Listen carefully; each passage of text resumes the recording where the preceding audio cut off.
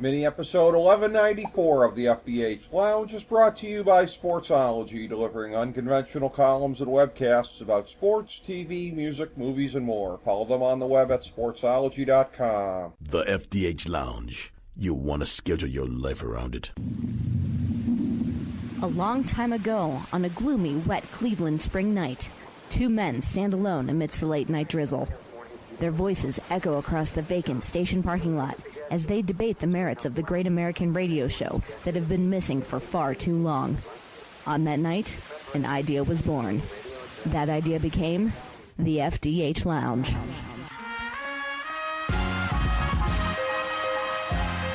Welcome to the FDH Lounge. Hello, everyone. Welcome to FDH Lounge mini episode 1194. This is FDH managing partner Rick Morris here with one of our favorite friends of the show that we are welcoming back to the show. It's been a while since we've had him on, but we are going to be breaking down Super Bowl 54 with a man who played the game at the highest level, a man who, again, had the first return touchdown in the history of the Tampa Bay Buccaneers in 1994, a man who has the foot speed. I'm not talking then, I'm talking today, to be a member of the Legion of Zoom there in Kansas City. One of the fastest players in the NFL when he was there. And as we've talked about previously, man, if only the world was a little bit more enlightened about scatbacks back then, because this guy was as explosive as it came on the gridiron, has subsequently gone on to, that would be the career peak for most people, but has gone on to bigger and better things, author, motivational speaker. And in terms of being an author, that is going to take new forms as far as his story being told. We'll get into that a little bit more. I can only be speaking of my good friend and a tremendous inspiration, Vernon Turner. Great to have him back on the show, talking about the game that he played at the highest level. Vernon, welcome back on, my friend. How you doing today? Thank you so much for the invite, man. It's always an honor and a pleasure to speak with you. It's always great to have you on, and I always enjoy getting your insights on the NFL. And back when we got together some years ago and went to South by Southwest, it was great to get to talk about the game with you a little bit then. And I remember making you laugh because you were talking about how Wayne Fonts back in the day was criminally underusing you, and not as far as how your treatment was the year you were on that team. And I was like, yeah, I know exactly what you mean. I had Andre Ware on my fantasy team, and he destroyed his value. And you were like, not exactly the same thing, Rick. That's right, I remember. Yeah. Oh, your career obviously gives you a lot of insights into something like Super Bowl 54.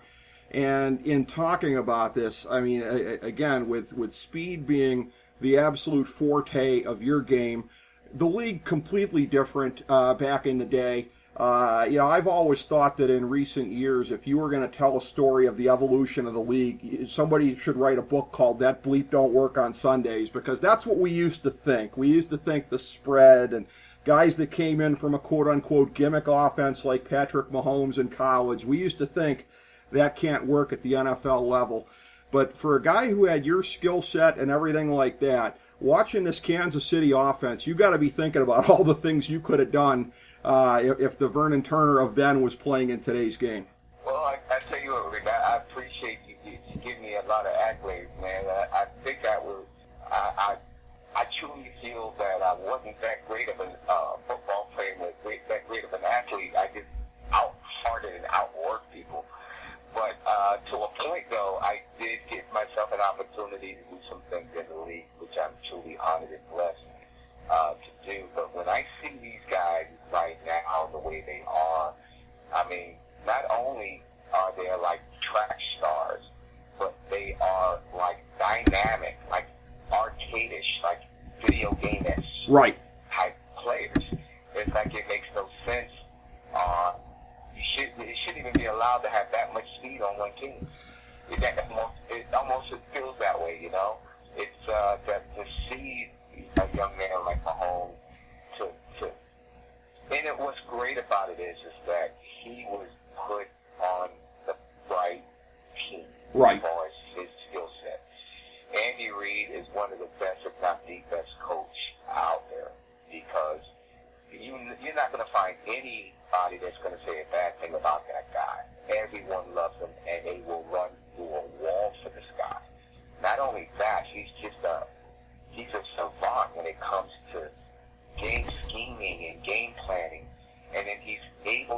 utilize these guys' skill set to the utmost, to their limit. So I actually picked the Kansas City Chiefs, but I did say it would be between 7 and 10 points.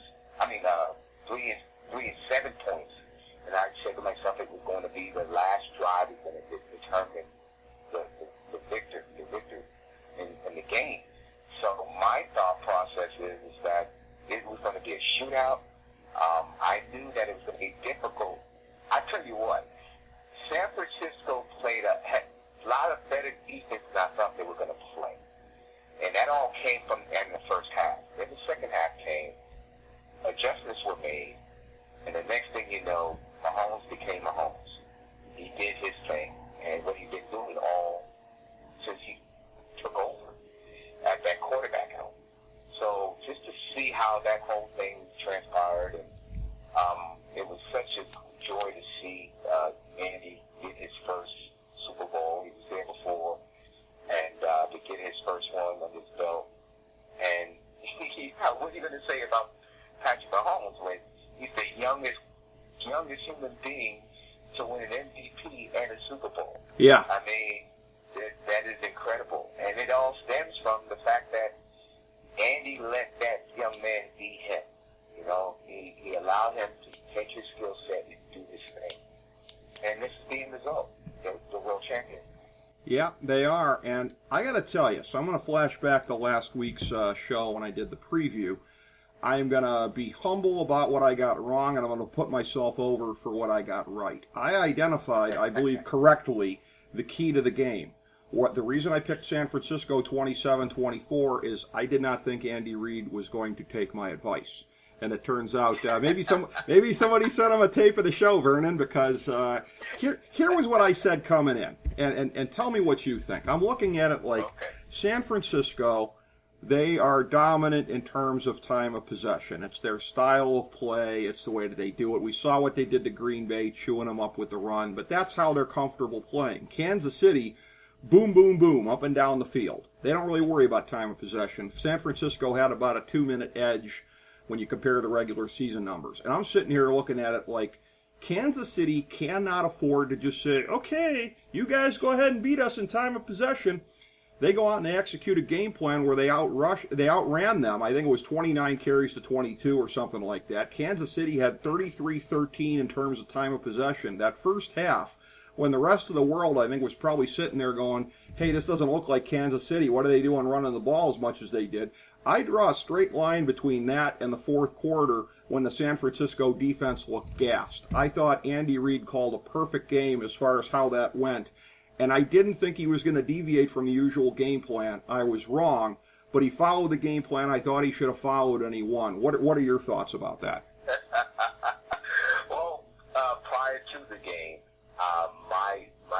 my prediction was that Kansas City had a slight edge. Mm-hmm. But I didn't think that San Francisco defense would match up well with the Kansas City Chiefs offense. I just thought that they had too much speed, and I knew they were going to play zone. Mm-hmm.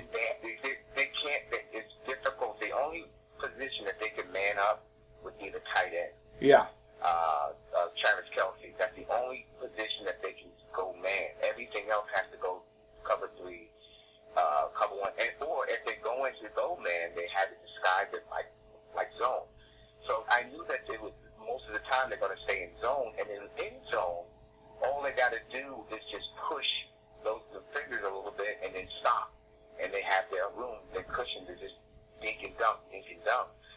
So, but at the beginning of the first half, San Francisco came out swinging like the up front, which I thought that they had to play out of their mind. Mm-hmm. The down line, the defensive line, I thought they would have to play out of their mind to get Mahomes off his game, and that's what they did the first half. They had a perfect game plan. They did. But I tell you what, like I said, Andy went in the halftime. And he had plenty of time with the halftime show. He had plenty of That's time right. to think and counter everything that these guys were doing. And then the next thing you know, they started digging and dunking. They started adding the run. And they started, moving the chains. And it rattled us because next thing you know, Kansas City Chiefs started making some plays on defense. And it rattled them a little bit. And then you get, Garoppolo to throw an interception, and then things just swapped and changed. And I still said it to myself, as I was watching this game, I'm like, it's still going to be a close game. It's still going to be a close game. And who would have ever known the running back, what was his name, Williams, yeah. Yeah, he breaks, a 30-some-odd run? Right. And around the left side, I'm like, oh, my God, they just put the exclamation point on it just now. And messed up my spread. Well, yeah. It was still a great game, and the better team won. I feel like the better team won, but it still was a great game. The referees, people are speculating about the call to push off. Yeah. The Kittle made. Mm-hmm. The thing of it is that for the most part, those officials allowed those players to play. Yes. They let them play. But that one was so obvious, and it was the referee was right there. He had to make that call. Mm-hmm. He had to make that push-off call. So it was the right call. By rule, it was the right call. So I think that the officials let the players play, and the players did play, and the best team won at the end of the day. Yeah, they did, and that was a thing. You mentioned Kittle and Kelsey, arguably the two best tight ends in the league. And I got to tell you, there was a little extra oomph at our Super Bowl party because one of our core FDH Lounge dignitaries, my good friend John Adams, just happens to be Travis Kelsey's middle school art teacher. So there was a little extra hooting and hollering in the room when he got the touchdown. As everyone was saying, Mr. Adams' prized pupil gets it done. But it's a thing where in watching this, San Francisco, they were only 17th in the league in rushing defense in terms of yardage. So that was a little bit of a soft underbelly that nobody was much paying attention to going into the game. But this is a thing where I still found it a little bit surprising in the end because you look at it, and I guess at the end of the day, maybe this is a little bit of, I'm always fond of historical comparisons. It reminds me a little bit of what the Saints did 10 years ago when their defense was good enough. It was like, if we can get our defense to just be middle of the pack, then Breeze can carry us. And that kind of felt like this year Kansas City's defense was good enough when they weren't last year. But it's a thing where in looking at it, I did feel going in like San Fran was the more complete team. And I got to tell you, as somebody whose second favorite team historically has been the Dolphins, I was having bad flashbacks coming into this game of Super Bowl 19. Remember Dan Marino going in there against the fairly complete 49ers team, and they got exposed for being one-dimensional. So again, that makes me just applaud Andy Reid all the more for not going in with a one-dimensional game plan. I mean, the Dolphins of 1984 would have had no such recourse because they couldn't run the ball for crap. But Andy Reid going to that and being able to be multi-dimensional, as you're saying, and crafting a game plan, you have a San Francisco team that I think many people would consider to be better balanced, certainly better defensively, and again, maybe this is just a feel kind of a thing, but it feels like the team that's the better balanced team, the better defensive team, a lot of times in these games comes out in the end over the team that's more explosive. So for Kansas City to get it done, to me, is almost a little bit of a historic outlier in that sense, and something I give them even more credit for in terms of getting it done in the end. Well, and the thing that is that as you look at that game, and I think you already touched on it, that San Francisco 49ers, they were gassed in the second half. Yeah. Especially that fourth quarter. Yeah. And this is that, I'm surprised about that because when you have to cover these cats for 4 quarters, we're talking about a track meet now. We're talking about a 4x100 medley. They got to keep these guys, and every one of them can run. All of those guys were able to sprint. I mean, run. And think about doing that for 4 quarters. Every time they're coming off that ball, and you got to back the DBs, they got to stay in back pedal mode, and they got to turn and run with these guys.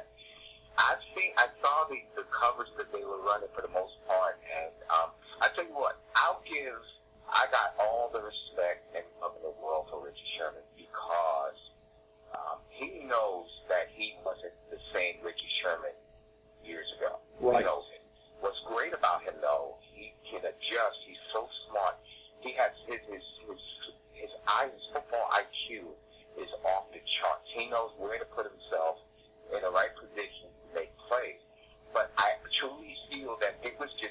much doggone speed. Too much, not only the speed, but the dynamic run after catch ability that each and every one of their skill players had on the Kansas City Chiefs side. I'm not taking anything away from San Francisco 49ers because they were badass in themselves as far as the offense and defense, but I just feel that Kansas City Chiefs had a little bit more, and they had more oomph at the end. Yeah. You know, and it's all about that momentum. Once the momentum shifted and changed after the interception and then some other stoppages that they had, once they started stopping them and getting that ball back and started moving the ball, it took even that much more air out of the San Francisco defense. You know, it was a challenging game. But I tell you what, though, I would not be surprised to see both of those teams back next year. Yeah. I would not be surprised. Very possibly could happen. And you look at that, and again, in looking at the reaction on Twitter in the first half, as they're going along, a lot of people were looking at it like, this doesn't look like the Chiefs, as they were running the ball a lot, as they were chewing up clock. Meanwhile, I'm sitting there like, Andy Reid, hats off to you. You're proving me wrong. You're doing what you got to do here. And I agree with you. I think that was key to getting San Francisco gassed in the fourth quarter, because I think a lot of pundits, maybe even the San Francisco coaching staff, expected Kansas City to come in playing high octane from the start and just say, we don't care if we lose time of possession, we're going to go out there and try and put up 60 points on you. But it was a brilliant game plan, and like I said, if I had the confidence that Andy Reid was going to follow that game plan, I'd have been smart enough to pick him ahead of time the way that you were. But, you have that overlaying the game, and then something I want to ask you about in particular, something where I think you can speak on this a little bit better than a lot of other folks that we could get on who have played the game at the pro level because of your personal experiences. I'm wondering your thoughts on the players coming into the week. You're looking at a generation of players that probably a lot of guys on both teams regarding Kobe Bryant as a sports hero. And just the huge cloud, the downer that the week started on, and it really kind of lingered over a good part of the week in terms of the tragic passing of Kobe, his daughter, all the people on the helicopter. You have to be able as an athlete to go out there and compartmentalize. And yeah, I mean, if you're really fortunate, you're somebody who can sort of channel this and get more out of yourself in the end. But for a lot of them, I think it's probably just survival, getting through it, not having it dominate your mind. Your thoughts on this based on your own experiences of having to process and compartmentalize and everything like that in your career, some of the grief and the things that you had to go through. Your thoughts on what some of these guys might have been dealing with and how they were maybe coping this past week. I tell you, it's even hard to even comment because I recap and I rehash. I know exactly where I was when it was first announced. First, I was just going through my phone. I had a message on my Facebook, and once I checked the messages, then the feed stream would come up, and then it said, "Rest in peace, Kobe Bryant." I had his picture. I'm like, who's hoaxing now? Yeah. And and then I scrolled a little bit more, and then they had another one. I'm like, man, they're doing another. And then I closed my phone because I didn't think anything of it. And then someone next to me, sitting at the sports bar, made a comment about Kobe Bryant, crashing a helicopter. And I went back on my phone and I started scrolling some more, and there was a whole bunch of stuff. I said, "There's no way," because I met Kobe. I got a chance to speak to the guy. I had dinner with the guy. Unbelievable. He's a savant. He's a genius. I mean, the guy can speak 4 different languages. It's unbelievable, the brilliance of this guy and what he brought as an athlete, to the game. And to answer your question, as an athlete, especially as a professional athlete, you are built to flip a switch. mean, you will be one person off the field, and then as you get closer to game day and kickoff, your whole mind, your thought process shifts and changes, especially on game day. On game day, you're not thinking about anything else other than that game. You're getting yourself in that mindset. I can tell you personally, I couldn't speak to anybody on game day. Mm-hmm. I was a mean little cuss. I mean, I didn't like my teammates. I didn't like my coaches. I didn't like anybody. I mean, I was going to war. I mean, that was my mindset, and I shifted my thought process into that. No matter what was going on, and I had some stuff going on outside of football. Sure. But when I got on that field, it was war. I flipped a switch, and that's what you do as a professional athlete. You flip a switch, and all you do is think about ball and what you got to get done. And everybody has their own little things, their own little superstitions and quirks, and they do to get themselves prepared. But that's the reason, to answer your question, athletes, especially at that level, they just have a way to flipping a switch. And it can be, okay, when I get to my locker, when I sit down in my seat, it's on. I mean, it could be just that quickly, just like that's their switch. Mm-hmm. Mine was, I had to walk around the field. When I first got to the stadium, I'll put my bags down, and I go out to the field with my street clothes on and everything, and I just walk around the field one time. And I touch every corner of an end zone. And then as I walk off, my switch is flipped. It's game time. And I don't think about anything else other than returning punts and kicks or whatever else heck I was doing in my playing days. Sure. So, so that's what we do, man. We flip a switch. And we had no other choice, And I know their hearts were heavy, especially with the tribute and everything. But even then, their switch is flipped, and it's time to play ball. Well, that's an excellent insight, and I knew you would have a very good one on that. Again, having gone through some of the same things personally as far as how you surmount, how you put things out of your head when you're on the field. And again, all of these things, as we sort of alluded to before, in terms of your life experiences and everything like that, that is what is powering you through now a second career. In terms of being an author, in terms of being motivational speaker, and of course everybody can follow along with what you've got going at Vernon M. Turner on Twitter, and of course VernonTurner.com. That's an excellent hub for news, and I know that you've just recently updated that with news of your projects here. But some things I know you can talk about, some things I know are still in development, so I'm going to leave it open-ended for you, my friend. Talk about what you got going on here, any of the things you can allude to right now, anything you'd like the people to know. Well, I appreciate that, Rick. And, it's been, like I said, I've been nonstop. I don't know how else to live my life. The grass does not grow underneath my buttocks. I'm always got something going on. And one of the two big things that are going on right now, I just completed my second book. It's titled Beyond the Limits, Finding My Purpose. And it's going to be more or less of a self-help book. And I'm also going to share 3 other amazing stories from 3 unbelievable people. Their stories kind of parallel to some of the things that I've been through. But this next book project is going to act more of a self-help. So I'm hoping that it does help you.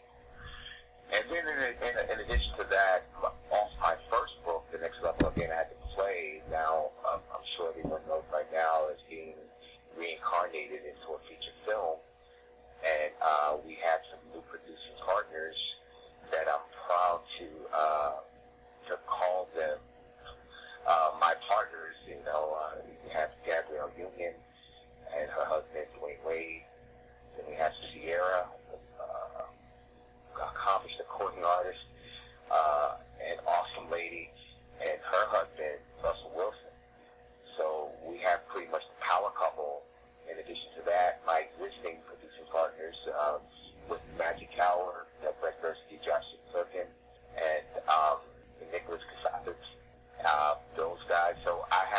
truly feel like I have the dream team / D team, and getting this film made.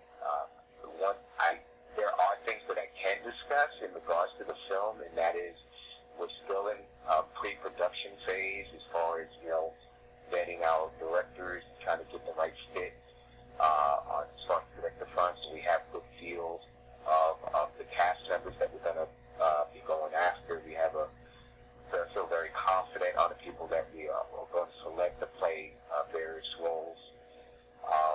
But the one thing that I know that I feel extremely confident on, that is Gabrielle Union. That young lady is so special. If anyone knows about her backstory, is kind of parallel to my mom's backstory, and I truly feel that she's going to do my mother's role justice, and she's going to crush it. I think so. We probably most likely be her Oscar. I feel that confident. So, well, I'm just excited in general. I'm letting them do their thing. They send me my updates and let me know what phase we're at, what we're doing, what the plan is. Again, I'm kind of on a gag order where I can only say so much, but for the most, I can tell you this: it is happening. The working title is Relentless for the film, and as I reflect back, as I look at my life, I think it was titled pretty. I think it was perfectly titled. Yeah, very much so.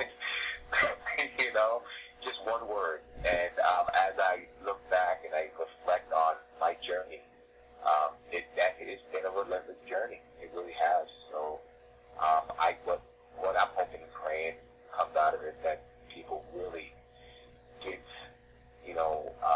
they get something out of this, out of my journey. I truly feel with the writer that we have that wrote the script is complete, of course, and Brad Gann, he wrote Invincible with Mark Wahlberg, and he did an amazing, unbelievable job writing Relentless. Got a chance to spend some quality time with him as he was writing. And, I'm the one that lived it, and he had me in tears. And with the one thing that I was really moved about was the fact that how authentic he kept it. He kept my story. Very little to no embellishment, to be perfectly honest with you. You're not going to get it any more authentic than what he wrote. And so I'm really proud about that, and honored my family, my mom and my dad. And, I'm just so proud of him and what he did for us. So I'm nervous and scared. It's one thing, like I told you on behind the scenes, it's one thing to write about your life in the form of a book, but when it's reincarnated into actual real life people, the betrayed aspects and times frames of your life that you don't have ever come to grips with, it's scary. It really is. But the only thing that's keeping me forward, that's keeping me, moving forward with this project, is because it's not about me. It's way above me. It's about, moving forward and helping people, paying it forward. And if I can do that with my journey, that's my purpose. Finding, just like my second book, Beyond the Limits, finding a purpose in life. And I think this is my purpose, is to help as many people as I can before I join my family above. Well, it's very exciting, again, as a friend of yours, to see all of this playing out, because these projects here, I know how everything that you're doing in the entertainment realm is helping you get to this point of being able to reach the core mission of helping other people as your story gets to be more and more known. And I know that being featured in the Sheryl Sandberg Plan B book was a part of that as well here. And every time another one of these dominoes falls, I know you're getting to a point when you can be out there more and helping to leverage your story to help other people, which I think you have very correctly identified as that's the point of this entire thing here. That's what you're meant to do. And I'm just very, very happy that all the pieces are falling into place for you. Well, I tell you, I've come across a lot of people in my lifetime that has had a profound impact. And if it wasn't just a smile or a gesture or just like yourself, man. I mean, you keep those type of people around your circle. You will always be in my circle, Rick, because the way you carry yourself, the way the respect you give me, just your overall support of the years that I've known you, and my friend Steve Seville. Yeah. So I know you guys. You guys have great hearts, and sometimes I'm a little bit too focused, and when I'm too focused and I'm driven, I get in my little cubby hole and my little cocoon, and I just got my blinders on and I'm moving forward. But know that you guys, I'll never forget you guys. You'll always be in my circle. You'll always be a part of me because you're good people. I mean, that's extreme because I have trust issues. So Yeah. I have people that I feel are going to good. Keep them around. So for that, I thank you for being who you are. I want to thank you. Well, thank you. You trying to make me cry, big guy? But no, I that's very humbling to hear from you. I appreciate that, and right back at you. Because as I've said, you are an inspirational figure, and it is no less for any of the people, for any of the countless people who first read your story, whether it be in your book or on the Player Tribune article, which I know was a big breakthrough along the way. For any of the people that have read that, multiply that by somebody who knows you and is privileged to count you as a friend. And that's how I feel, is that level of inspiration all the more so. And I look forward to the day, sounds like in the not too distant future, when we can reconvene and you can get into a little bit more detail about what's going on. When you are in full-on promotional mode, we will make the most of it, because nobody's going to hype you like your boy here, Ricky, but, we'll be talking about it. I promise you this, Rick, as soon as they give me the green light to share more, I'm going to circle back with you ASAP, and we'll rock and roll. Well, I appreciate that, and like I said, I appreciate primarily the chance to be of service on this, because again, we got to get the word out there about this project, and again, I know it's not gonna suffer for lack of publicity with some of the players in it that you've already mentioned, but I will be honored to do my part in amplifying the news when the day comes on this about the full extent of what's going on here. But in the meantime, always a pleasure to get you on, always a pleasure to talk football with you and to pick your brain a little bit. And again, I knew that you were enjoying watching the game, as was all of America last week. A really, really good game, a change from last year when a lot of people were just kind of snoozing with a game that didn't have a lot of flow, didn't have a lot of back and forth excitement. This was a game this year where it really had some twists and turns and was really pretty compelling, and I knew it would be very compelling to break it down with you. Thank you so much for being here today, Vernon Turner, and like I said, we'll get you on again in the near future. Appreciate you making the time. Thanks a lot for having me, Rick, and it's always a pleasure to talk with you, but you're a class act. Thank you very much. Appreciate that. Thank you, everybody, for tuning in to FDH Lounge Mini episode number 1194.